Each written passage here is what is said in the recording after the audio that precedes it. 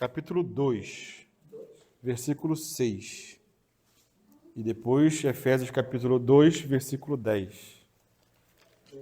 Só para nós fazermos uma recapitulação daquilo que a gente tem visto. Porque aqui no versículo 6 do capítulo 2 fala que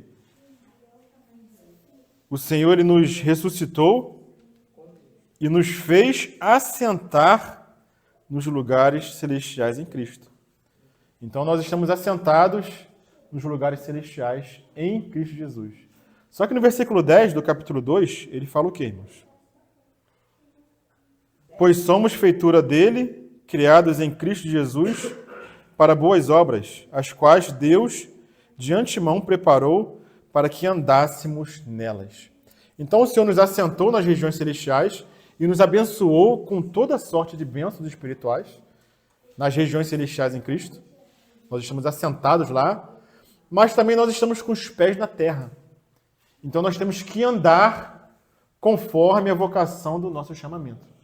Então nós não somos pessoas que vivem no mundo da lua. Nós temos a cabeça nos céus, mas nós temos os pés na terra, irmãos. Então por isso que o Senhor falou, no chão, né? Na terra, né? Então por isso que o Senhor falou lá em João, naquele lava-pés, quando Pedro fala, não, o Senhor não vai lavar meus pés. O que o Senhor fala para ele? Se eu não te lavar os pés, você não tem parte comigo. E por que nossos pés precisam ser lavados? Porque nossos pés estão na terra. E nós temos que andar, caminhar aqui nessa terra. E os pés precisam ser lavados, por quê? Porque muitas vezes nós não andamos como convém. Se a gente abrir no capítulo 4 de Efésios, versículo 17,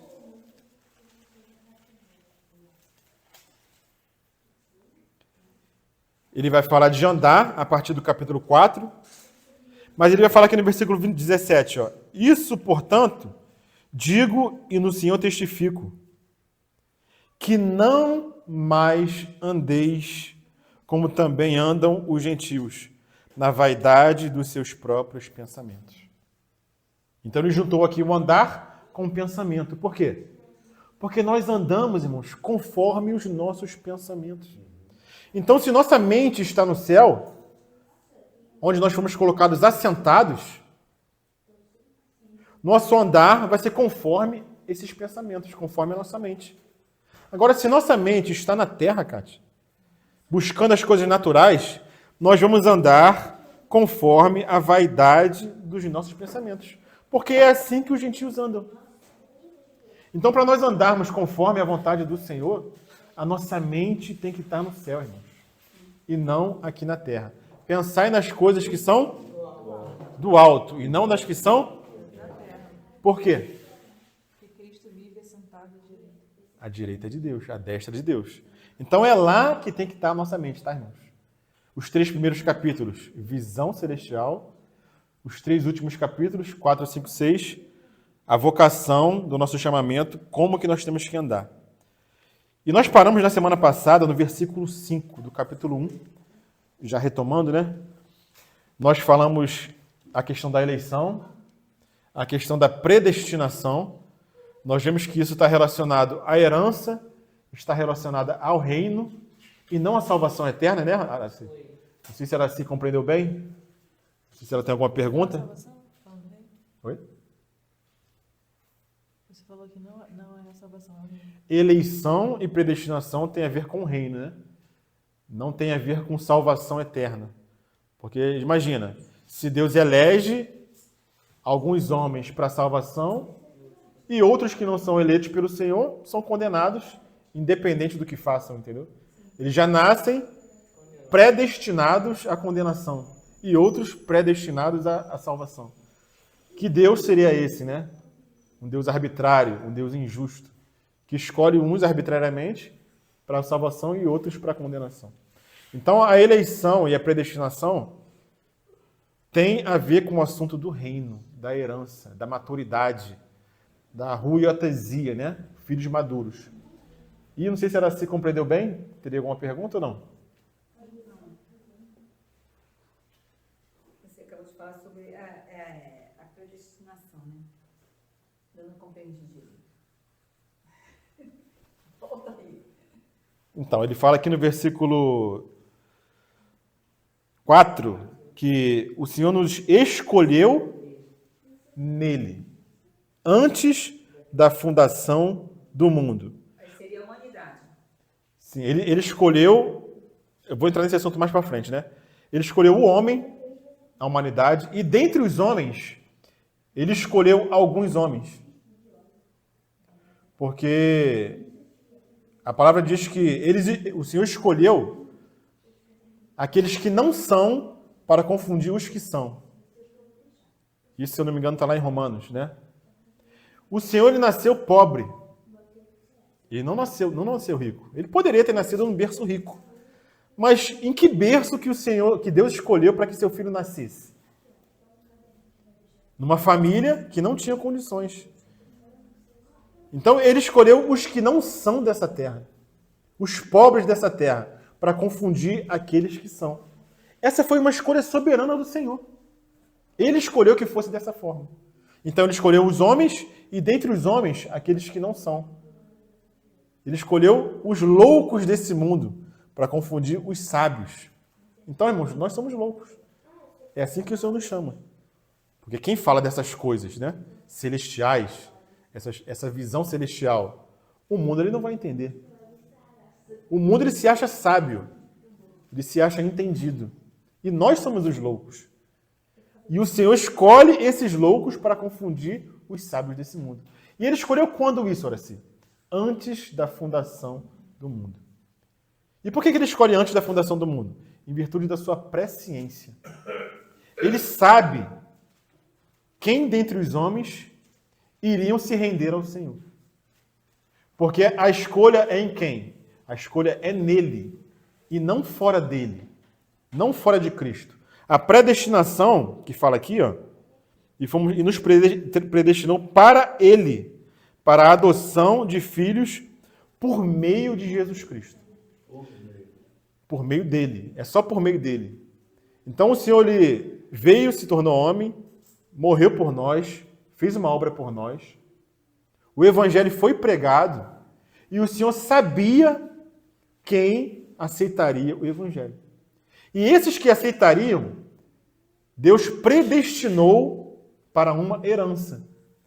Então a predestinação é em Cristo para uma herança. Predestinou quem? Aqueles que receberam o Senhor no coração. Ele não escolheu alguns para receber, mas aqueles que receberam, o Senhor predestinou. Então, por isso que a predestinação e a eleição tem a ver com o reino futuro. E não com salvação. E não com salvação. Né? Porque senão a gente teria que dizer que não existe livre-arbítrio. E o livre-arbítrio existe. Quem fala isso é o calvinismo. Fala que não existe livre-arbítrio. O Senhor escolhe alguns, porque ele é soberano, ele faz o que quer. Ele escolhe alguns para salvação e outros para perdição. Mas o livre-arbítrio que o Senhor dá para o homem, ele não é anulado, irmãos. O homem é um ser responsável diante do Senhor. O homem, ele só vai para o inferno porque ele quer, irmãos. O Senhor não manda ninguém para o inferno. Ele vai para o inferno com as próprias pernas. Porque o Senhor dá todos os meios. A porta da salvação é uma porta larga. O evangelho pregado. A criação mostra a glória de Deus. E o homem, por isso, se torna indesculpável. Então, o homem vai para o inferno com as próprias pernas. Não é porque Deus determinou que ele vá para lá, entendeu?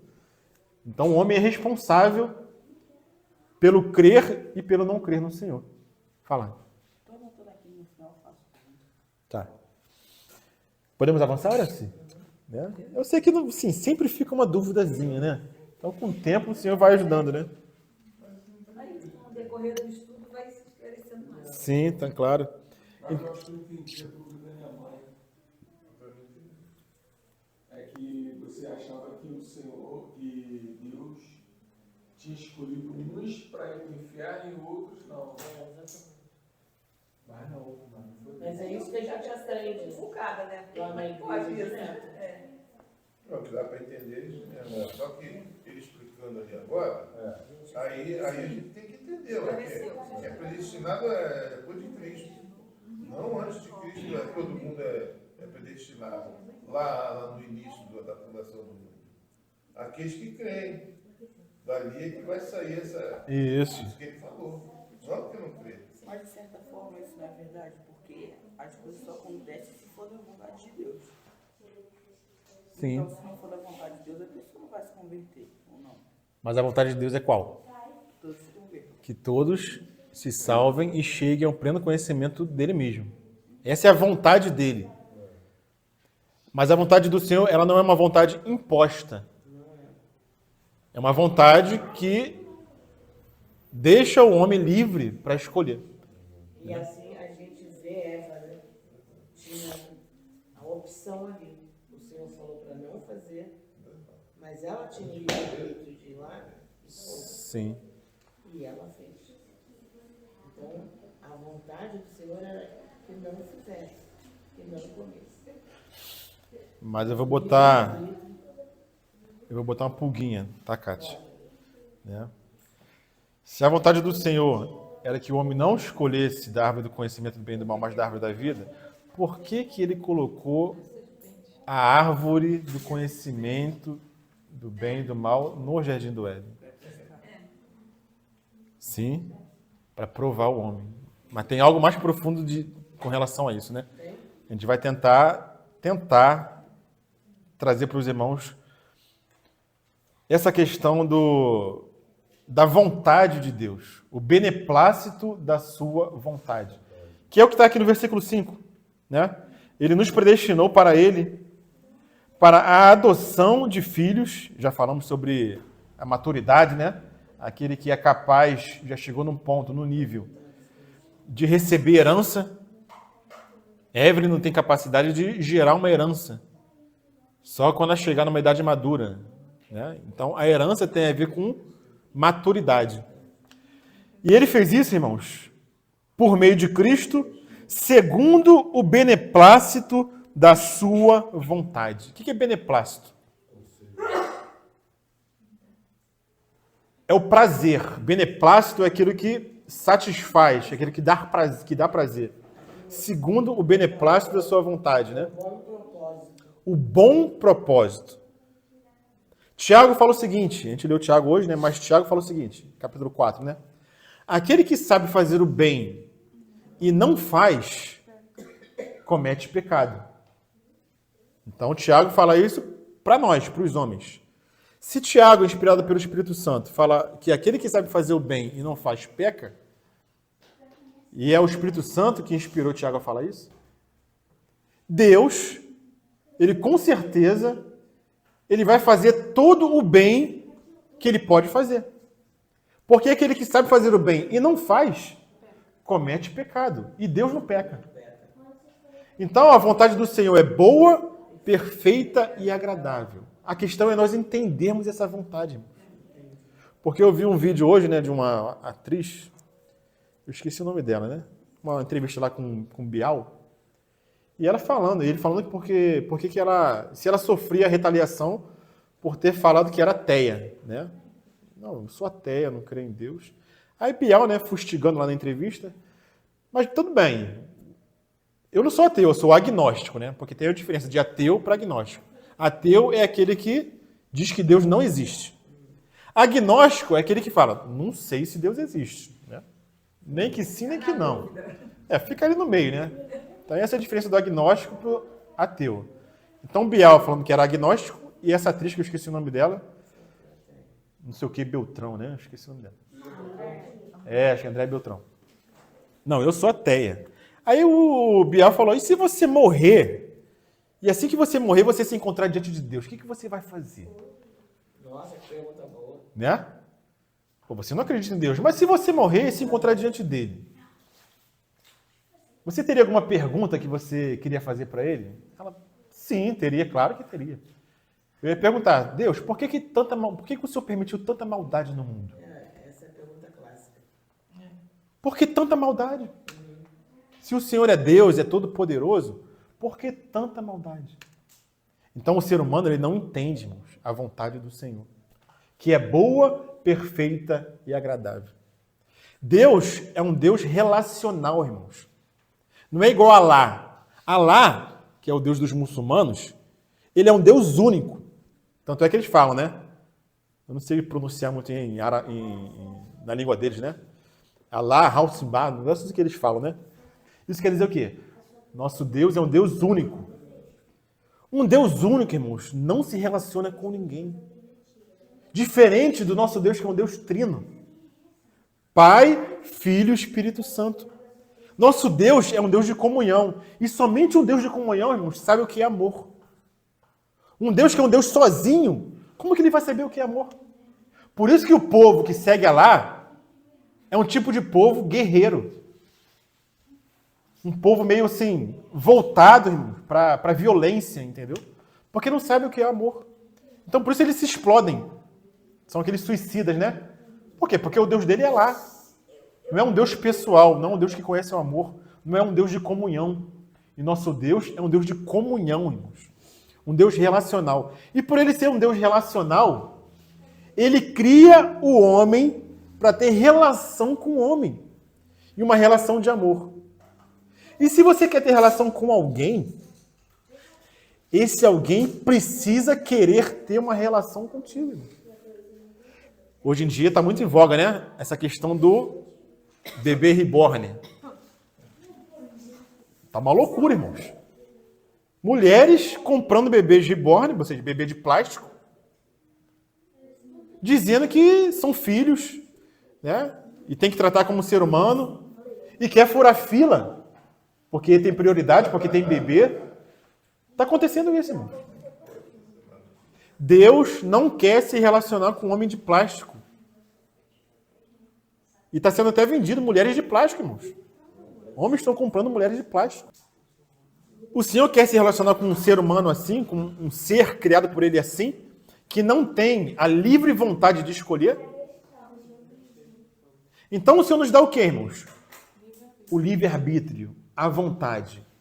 E nesse livre-arbítrio, o homem pode escolher Deus ou escolher não depender de Deus, viver por si mesmo. E nesse viver por si mesmo, o homem gera todo o mal nesse mundo.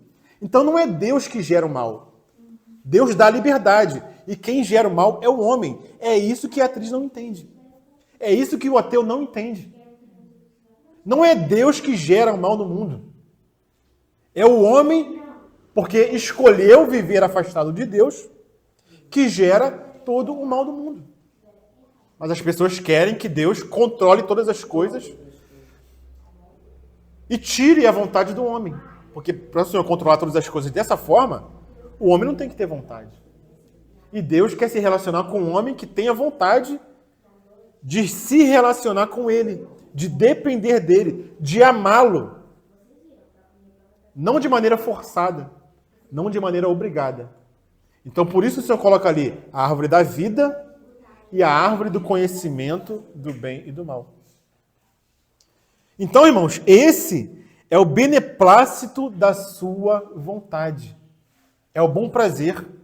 Aquele que sabe fazer o bem e não faz, comete pecado. E Deus escolheu essa maneira. Criar o homem para se relacionar com ele. Nosso Deus é um Deus relacional. Então ele fala aqui no versículo 6.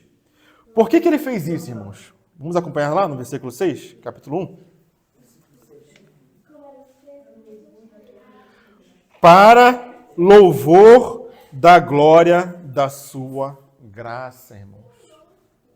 Como que a gente entende isso, Roberto? O Senhor, ele fez isso. Ele fez o quê? Ele nos redimiu, ele nos abençoou, ele nos escolheu, ele nos predestinou em amor no seu Filho, segundo o beneplácito da sua vontade, para louvor da glória da sua graça, irmãos. O que isso quer dizer, né? Para louvor da glória da sua graça. Nosso Deus, ele é um Deus relacional. Ele cria os seres angelicais com vontade e ele cria o ser humano com vontade. Nosso Deus, ele habita em luz inacessível. Ninguém tem acesso a Deus, né? Vamos abrir lá em Tiago. Nosso Deus, ele habita em luz inacessível. Então, nenhum homem tem acesso a Deus. Nenhum homem viu a Deus e vive. Como que um Deus que habita em luz inacessível, irmãos, ele vai se fazer conhecido? De que maneira? Agora a gente vai tocando no propósito eterno de Deus.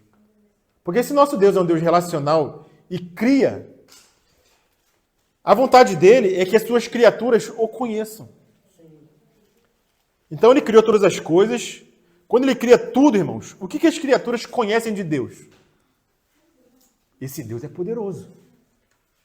Porque eles veem todas as coisas criadas, o universo criado, as galáxias criadas, que foram criados, né? E o que eles conhecem de Deus é que Deus é um Deus totalmente poderoso. Mas Deus não é somente isso, irmãos. Então acontece algo antes da criação do homem. O que acontece? Gênesis 1, versículo 1. Vamos abrir lá. Gênesis 1, 1. Fala assim: no princípio criou Deus os céus e a terra. Lembra que eu falei um dia desse, irmãos, que a gente poderia traduzir esse versículo de uma outra forma? Alguém lembra? No cabeça. Isso aí. Então, no princípio, Deus criou todas as coisas, a gente pode traduzir. No cabeça, no principal, no príncipe, Deus criou todas as coisas. E quem é esse cabeça, irmãos? Jesus. Então, em Cristo, Deus criou todas as coisas. Amém? Mas olha o versículo 2. Olha o versículo 2, irmãos. Deus criou os céus e a terra. Deus faz alguma coisa que não tenha ordem, que não tenha beleza? Deus faz tudo perfeito, irmãos. Tudo que Deus faz é perfeito. Mas olha o que o versículo 2 fala. Gênesis 1, versículo 2. A terra, porém, estava ou se tornou sem forma e vazia. Ué, a terra se tornou sem forma, irmãos, e vazia? Será que Deus criaria uma terra sem forma e vazia, irmãos? Não, o meu tem era terra sem forma e vazia. Esse era, na verdade, é se tornou. Esse verbo, a melhor tradução dele é se tornou. Mas veio antes da criação? Antes da criação. Deus Não, antes da criação não. Antes da criação não. Antes da restauração. Porque os 7 dias da criação, na verdade, não são 7 dias de criação. São 7 dias de restauração daquilo que o Senhor criou e depois se tornou sem forma e vazia. Então aquilo que Deus criou perfeito se tornou sem forma e vazia. O que aconteceu do versículo 1 para o versículo 2 para aquela criação perfeita do Senhor se tornar sem forma e vazia? Uma rebelião nos céus, rebelião de Satanás. Foi nesse período? Sim. Então aquilo que chamam de Big Bang, aquela explosão, na verdade, que cria todas as coisas, na verdade foi uma explosão que destruiu, que tornou a Terra sem forma e vazia. Na verdade, o Big Bang mesmo foi esse. A rebelião de Satanás nos céus. E quando Satanás é expulso dos céus, a Terra se torna sem forma e vazia. E o que aconteceu, irmãos, na rebelião de Satanás nos céus? Então vamos tentar tocar em algo mais profundo. O que aconteceu nessa rebelião? O caráter de Deus foi manchado. Satanás conseguiu colocar dúvida nos anjos criados pelo Senhor. Esse Deus aí, que é todo poderoso, ele não é tudo isso que diz ser, não. Então ele coloca uma dúvida no coração dos anjos. Esse Deus aí é um Deus tirânico. É um Deus arbitrário. Essa foi a dúvida que Satanás conseguiu colocar nos seres criados, irmãos. Por isso que o Senhor vai nos ensinar na oração. Ele nos ensina o quê? Como que nós devemos orar? Pai nosso que estás nos céus. Por que santificado seja o teu nome? Já para pensar nisso? Por que a gente tem que orar? Santificado seja o teu nome. Por que nós temos que santificar o nome de Deus? Porque o nome de Deus foi manchado. O caráter de Deus foi manchado. E da mesma forma que ele fez isso nos céus, Satanás fez isso nos céus, ele fez a mesma coisa quando incitou o homem a escolher o fruto do conhecimento do bem e do mal. Então ele gerou uma dúvida no coração de Eva. Não, Deus não disse aí que se vocês comerem, né, desse fruto, vocês morrerão? Não, isso aí não vai acontecer não. É porque ele sabe, Deus sabe que no momento que vocês comerem, vocês serão como Deus. Ou seja, Deus não quer que você coma porque ele não quer que você seja como ele. Então Satanás manchou o caráter de Deus. Então como que Deus vai restaurar o seu nome diante das criaturas? Somente manifestando quem ele é. Mas como que ele vai manifestar quem ele é se ele habita em luz inacessível, irmãos? E ninguém pode alcançar essa luz. Aí vem o propósito eterno, o beneplácito da sua vontade, que fala Efésios, irmãos. Irmãos, isso aqui é muito profundo, irmãos. É profundo demais. Então foi colocada uma dúvida sobre o caráter de Deus. Então o que Deus faz? Ele envia o seu filho, irmãos. Mas pensa comigo. Será que Deus não sabia que tudo isso ia acontecer? Será que ele não sabia que Satanás ia se rebelar? Será que ele não sabia que o homem ia pecar? Ele sabia disso tudo, irmãos. Então, por isso que o cordeiro, ele foi preparado antes da fundação do mundo, irmãos. Então, não é porque aconteceu algo e Deus foi pego de surpresa, não. Agora eu tenho que me manifestar, né? Não foi isso, irmãos. Foi algo muito mais profundo. Deus queria ser conhecido, então ele cria seres com vontade. Mas ele sabia que esses seres com vontade iriam escolher não viver na dependência do Senhor. Mas se aquele que sabe fazer o bem e não faz peca, nós temos que entender que esse era o melhor caminho para Deus ser revelado. Eu vou tentar explicar algo para os irmãos aqui. Não sei se eu vou conseguir, mas tentem me entender. Deus cria o homem e somente pelo homem caído é que Deus poderia se revelar, irmãos. Não é que Deus criou o homem para pecar, mas Deus sabia que ao criar o homem iria pecar. Então ele coloca um jardim, ele coloca a árvore do conhecimento do bem e do mal, mas Deus não é culpado pelo pecado do homem, apesar de saber que o homem iria pecar.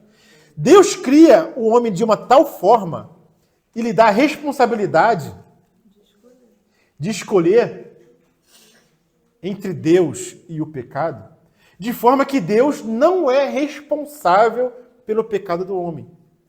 Mas Deus usa esse caminho para poder ser conhecido. Porque como que Deus vai ser conhecido? Como seu amor e sua graça vão ser conhecidos se não existe pecado, irmãos? Consegue captar essa questão, irmãos? Irmãos, é algo tremendo demais, irmãos. Não era mais fácil o Senhor criar um ser que não tinha livre-arbítrio para glorificar Ele? Não seria mais fácil? Isso aí eu pensei hoje, Rainha, lá em casa. E eu pensei o seguinte. Quando a gente fala isso, não seria melhor Deus fazer assim, assim, assim? O que a gente está fazendo? A gente está dizendo que nós somos mais sábios que Deus. Será que Deus não poderia fazer dessa forma? Ou seja, você vai querer ensinar o Criador o que ele tem que fazer? Entendeu?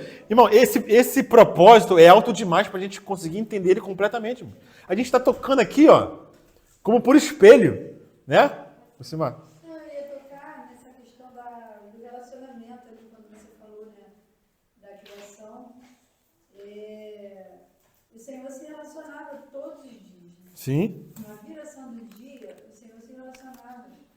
intimamente com Adão. E ali ele teve uma escolha. E ele encabeçava a família, a mulher. E ele resolveu ir atrás da mulher, né? Sim. Então, assim, Deus deu essa liberdade para ele. Imagina você se relacionar com o Senhor todas as tardes, todos os dias, face a face. E quando o Senhor chega lá, Adão, Tinha caído. Adão, ó, mete o pé e se esconde porque estava com vergonha. Sim. E o que acontece, irmã? Quando Adão está ali no jardim, ele ainda não comeu da árvore do conhecimento do bem e do mal, mas também não comeu da árvore da vida. Então, o homem ainda não tinha vida divina habitada dentro dele. O homem era um homem neutro. Ele não era nem pecaminoso e nem tinha a vida divina habitando dentro dele. Era um homem neutro. Né? Então, o Senhor se relacionava com o homem nesse nível. O homem era alguém inocente. Não conhecia o bem e o mal. Só obedecia. Só estava ali no jardim, desfrutando do Senhor toda a tarde. Né? Mas quando veio a tentação, a primeira tentação, o homem foi e escolheu pelo mal. Né? Então, o Senhor, ele sabia disso tudo. Ele não foi pego de surpresa. E ele usa isso tudo para ser conhecido. E qual a maneira que o Senhor faz para ser conhecido? Ele envia o seu Filho como homem. Então, Deus se torna homem, irmãos.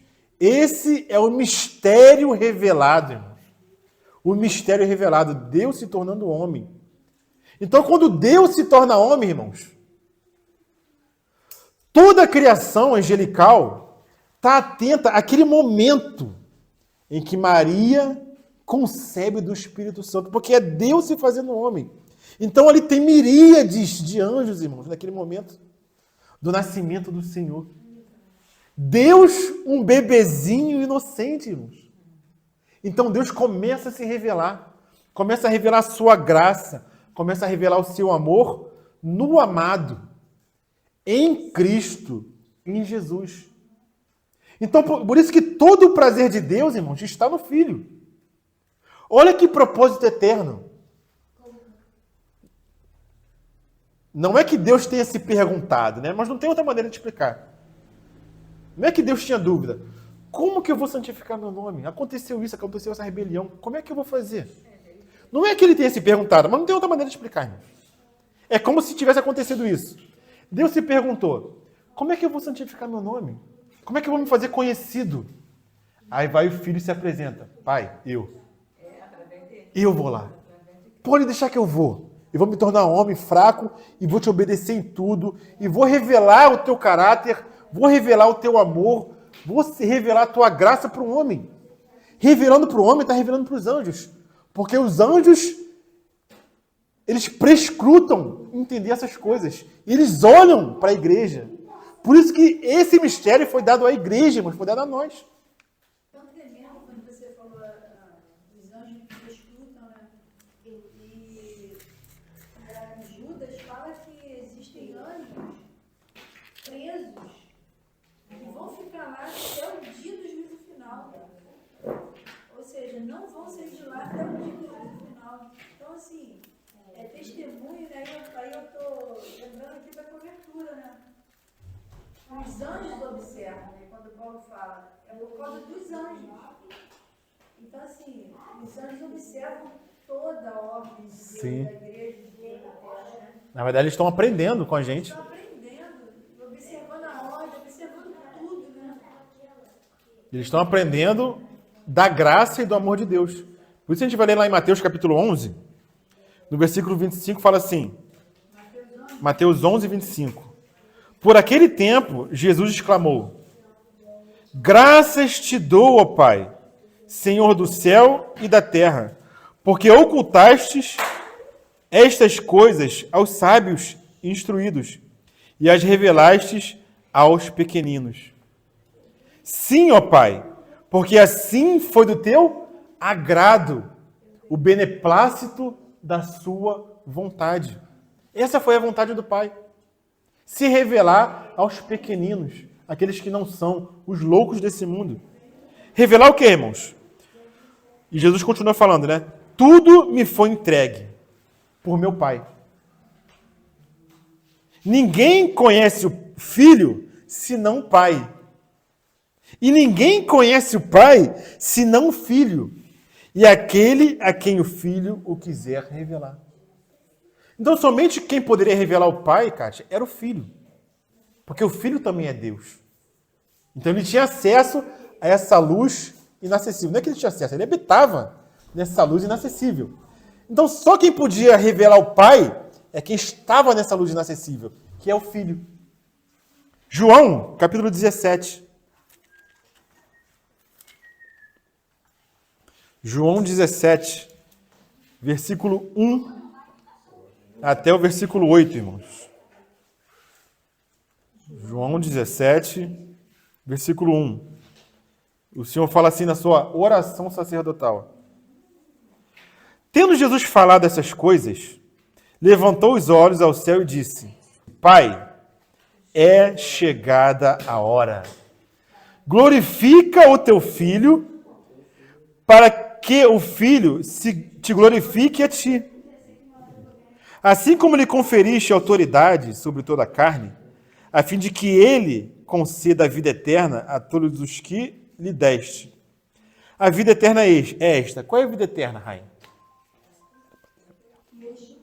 A vida eterna é que te conheçam a ti, o único Deus verdadeiro, e a Jesus Cristo a quem enviaste.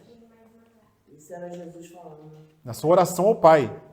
A vida eterna é o quê, irmãos? Conhecer a Deus. Porque Deus quer se revelar completamente, totalmente. Eu te glorifiquei na terra, consumando a obra que me confiaste para fazer. E agora, glorifica-me, ó Pai, contigo mesmo, com a glória que eu tive junto de ti, antes que houvesse mundo. Olha o que ele fez, Rainha, no versículo 6. Qual era o propósito do Senhor, Kátia? Manifestei o teu nome aos homens que me deste do mundo. Eram teus e meus confiaste, e eles têm guardado a tua palavra. Então, o propósito do Senhor aqui na terra é manifestar aos homens o Pai, o nome do Pai. Sim. Não só os apóstolos, mas todos os discípulos do Senhor. Então, Pai nosso que estás nos céus, santificado seja o teu nome. Então, Deus manifesta o Pai. Quem é o Pai? Quem foi o discípulo que perguntou? Mostra-nos o Pai. E com isso ficamos satisfeitos. Quem foi que perguntou isso? Filipe, né? O que Jesus responde para ele? Estou há tanto tempo convosco. E não tem visto o Pai? Não sabe que o Pai está em mim e eu estou no Pai? Então Jesus veio manifestar o Pai, irmãos, fazer conhecido o Pai. O maior propósito do Senhor é manifestar o Pai. Claro que com isso vem redenção, vem justificação, vem perdão de pecados, vem muita coisa junto, irmãos. Mas Jesus veio manifestar o Pai, porque o caráter de Deus tinha sido manchado. E Deus tinha que se fazer conhecido. Então, por meio da morte de seu filho, irmãos, a graça é manifestada aos homens. O amor é manifestado aos homens. Porque Deus amou o mundo de tal maneira que deu o seu Filho unigênito, para que todo aquele que nele crê não pereça, mas tenha vida eterna. Versículo 7, João 17. Agora eles reconhecem que todas as coisas que me tens dado provêm de ti, porque eu lhes tenho transmitido as palavras que me deste, e eles as receberam, e verdadeiramente conheceram que saí de ti, e creram que tu me enviaste. Então o Filho vem glorificar o Pai. Então o que ele fala no versículo 30 do capítulo 19 de João? Ele fala o que, irmãos? João 19, 30. É aquela palavra que os irmãos já conhecem. Está consumado. É o que, irmãos? Tetelestai. Está consumada a tua obra que eu vim realizar. Manifestar o seu amor. santificar o seu caráter.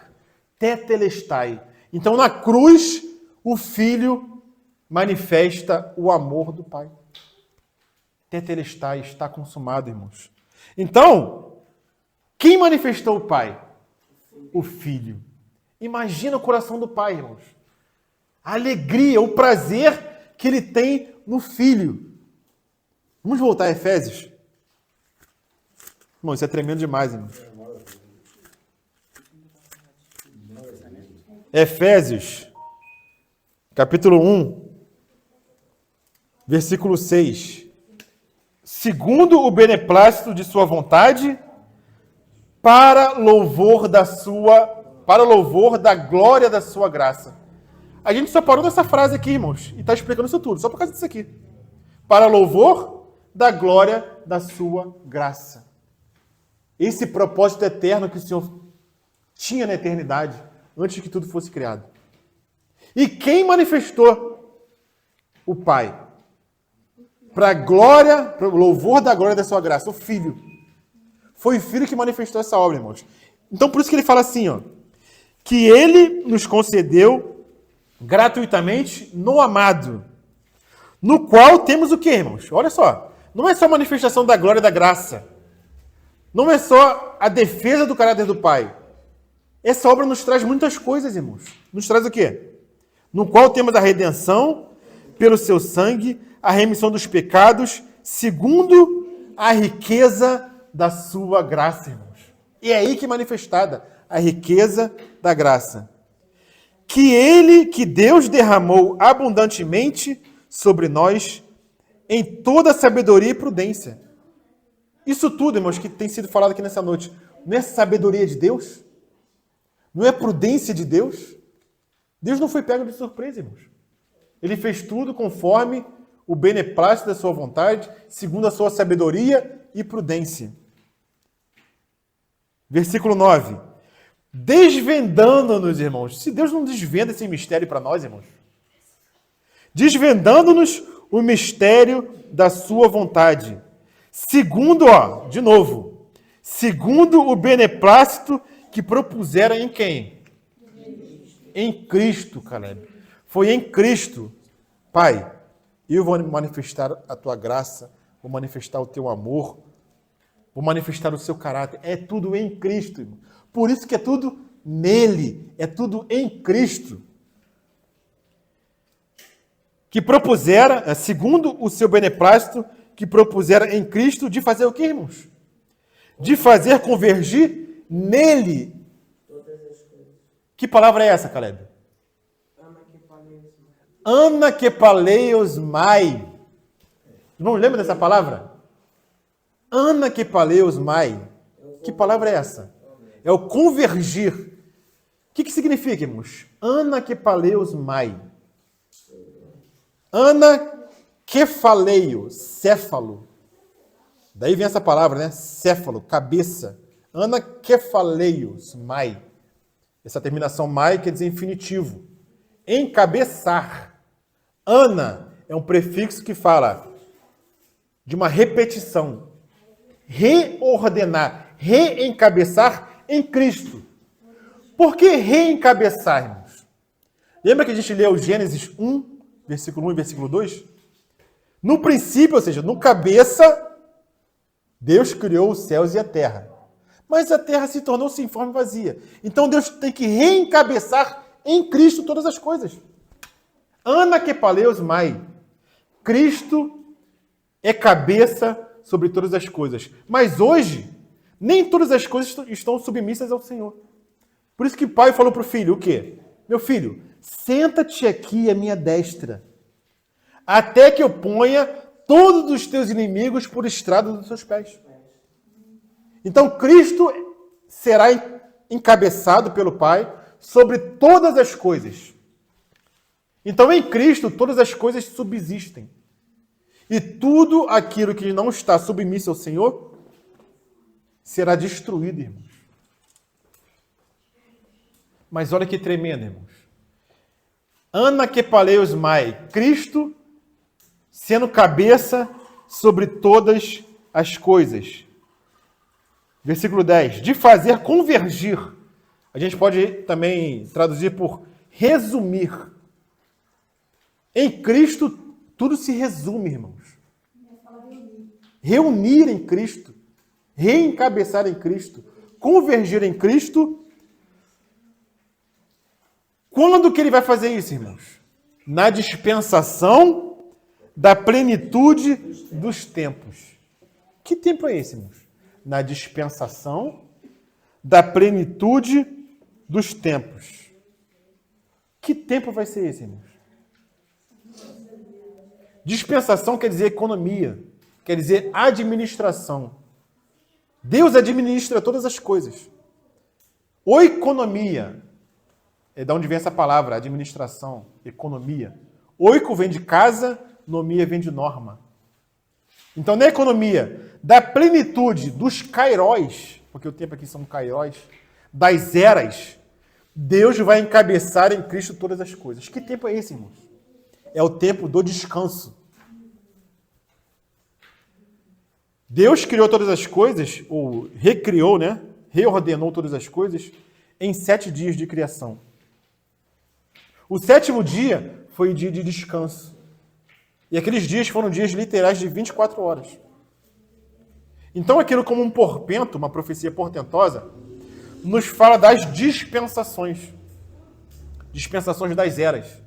E a última era, que é o milênio, é o tempo do descanso, é nesse período que Deus vai encabeçar em Cristo todas as coisas, irmãos. Então Cristo vai reinar sobre essa era, sobre esse mundo mesmo, literal, irmãos. Não é outro mundo. E todas as coisas estarão submissas a Ele nesse reino milenial de Cristo, que é o 7º dia. É o dia do descanso do Senhor. Então Cristo se tornará rei sobre as nações. Isso está lá em Salmos capítulo 2. Vamos ler lá para terminar? Salmo capítulo 2. Porque as nações pagãs planejam revoltas? Porque os povos fazem planos tão todos?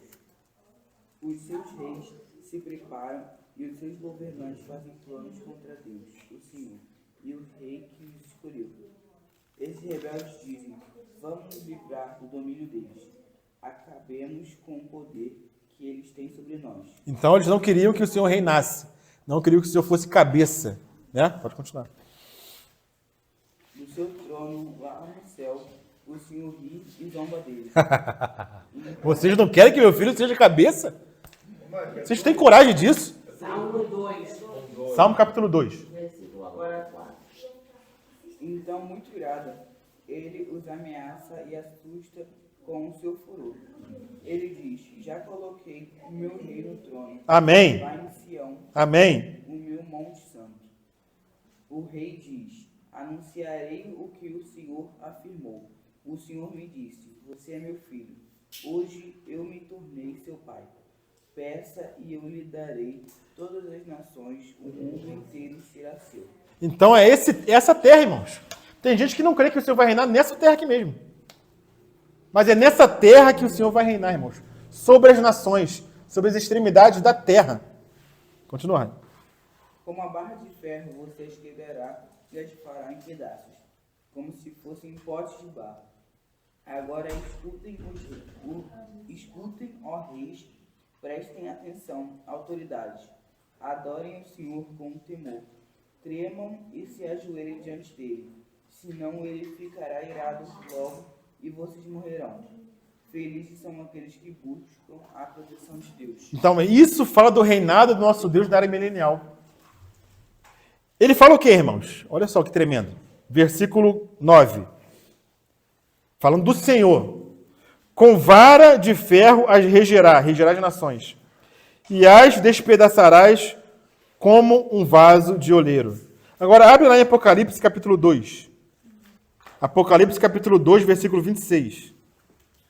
Pode ler então, Apocalipse 2, 26. Falando para a igreja de Tiatira. O que o Senhor fala para a igreja de Tiatira, irmãos? Aos que conseguirem a vitória e continuarem a fazer até o fim a minha vontade, eu daria a minha autoridade que recebi do meu Pai. Autoridade sobre as nações para governá-las, com uma barra de ferro e quebrá-las em pedaços como se fossem poços de barro. Amém? Enxergaram, irmãos? Salmo capítulo 2, Apocalipse capítulo 2, versículo 26. Nos Salmos, quem regerá as nações com vara de ferro, irmãos? Em Apocalipse, quem regerá as nações com vara de ferro? Aí somos nós. Vencedores. Somos nós, irmãos. A nós está reservado também a glória de Cristo. A pedra preciosa.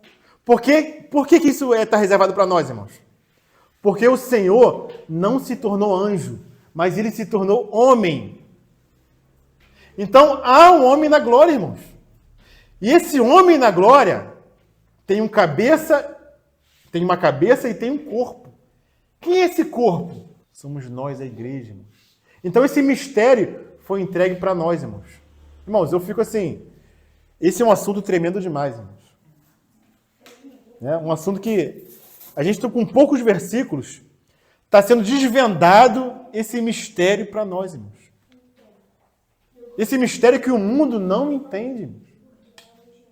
Mas graças ao Senhor, nós estamos tocando um pouquinho. E nós somos participantes dessa glória.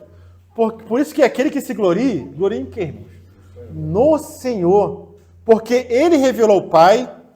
E como o Pai tem todo o prazer nele, porque Ele revelou o Pai, então o que o Pai faz? Encabeça o Filho sobre todas as coisas. Mas esse Filho não é encabeçado sozinho.